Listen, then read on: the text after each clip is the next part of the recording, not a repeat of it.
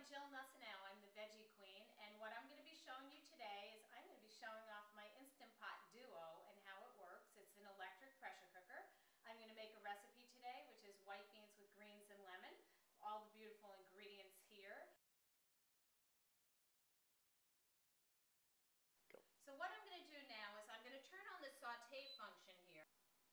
The nice thing about the Instant Pot Duo is it has a saute function, and I can adjust it so it can be high, medium, or low. I have it on medium right now, and when it is ready, it will say hot. Okay, so now it says hot, and that means it's hot enough to put in. I do want to mention that I actually saute before the hot comes on because it is quite hot in there.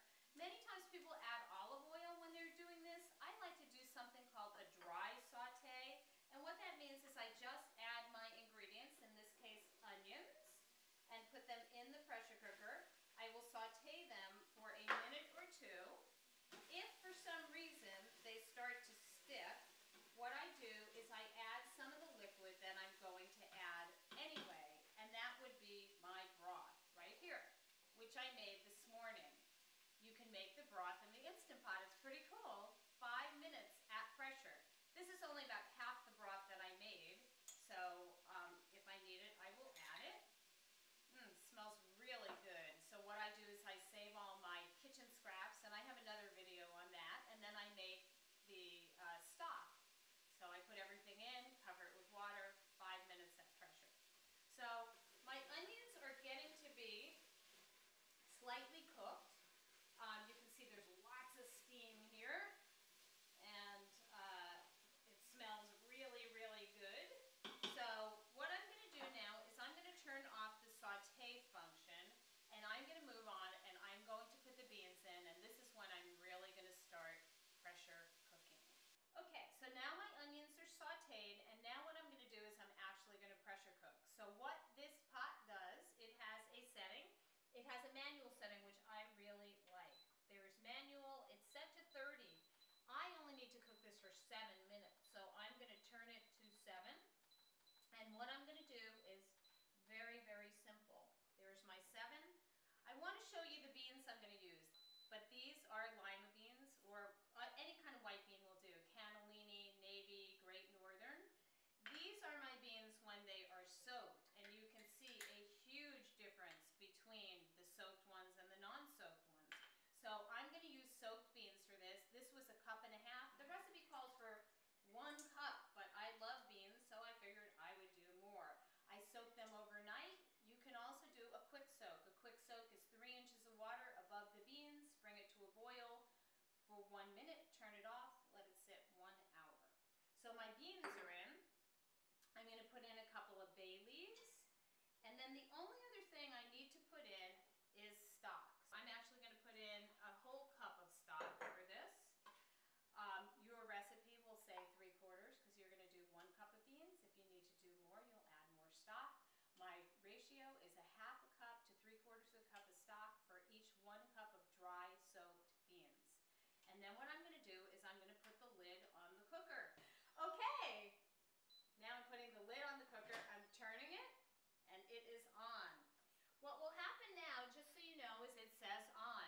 As soon as the contents boil, push up the pressure valve, it will start counting down, and it will count down for 7 minutes. Okay, the pressure cooker now came to the number 7, and it's going to start counting down. And I don't have to do anything now. I can run off and take a shower. Just to show you, you cannot open this pressure cooker while it is under pressure.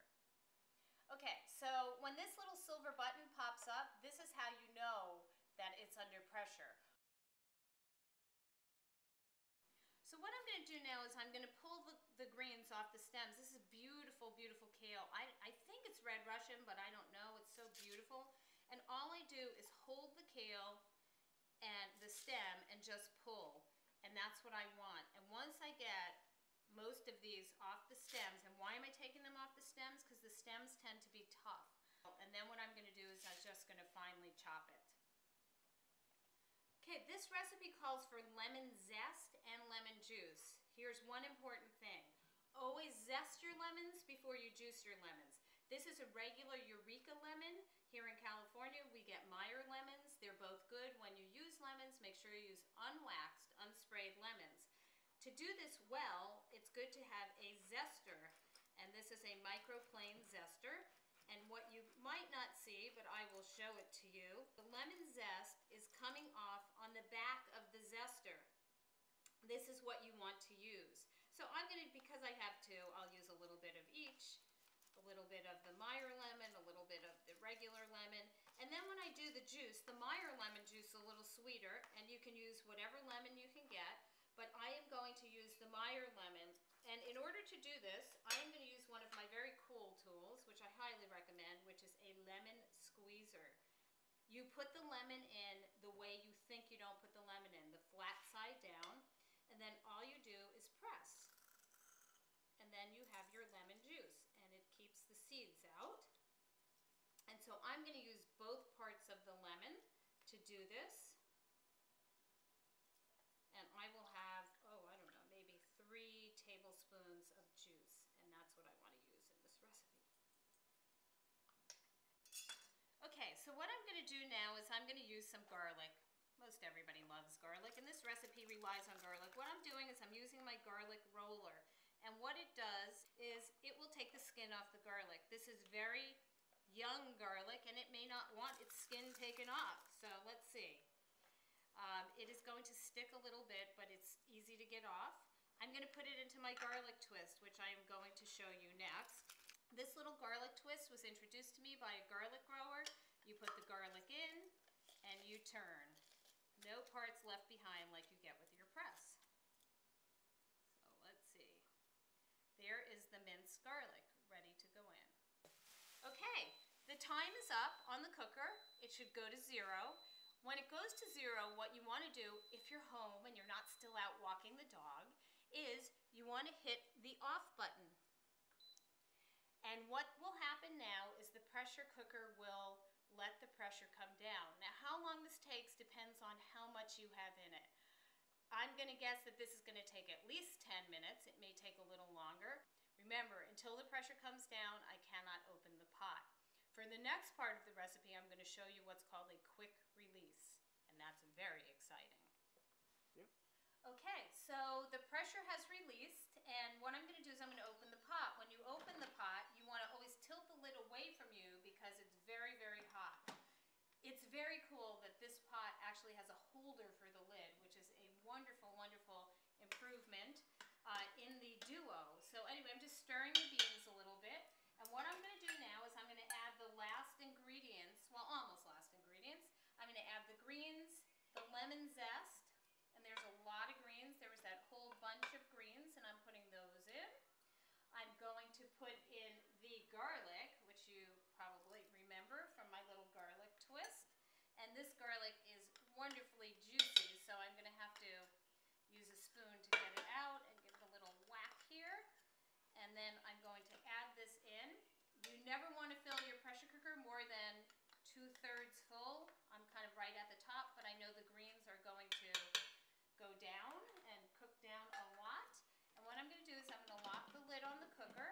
I'm going to turn it, and I'm going to set the pressure to manual and 1. And then I'm going to do a quick release.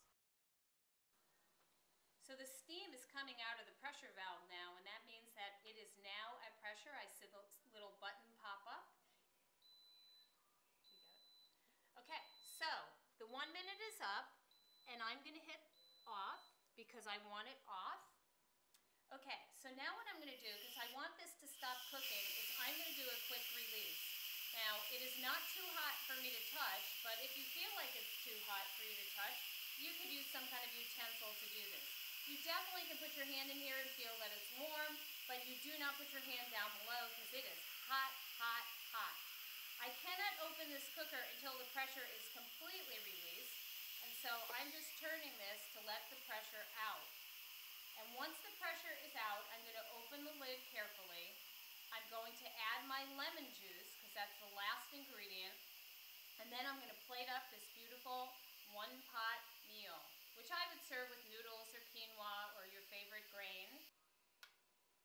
Okay, so now what I'm going to do is I'm going to open the pot carefully. Remember, tilt it away from you. I'm going to add the lemon juice, which is the last ingredient, and and then I'm going to plate this up.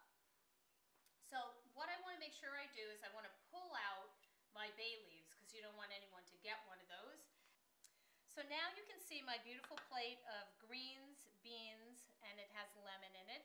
And this is what you can do in about 15 or so, 20 minutes in the pressure cooker.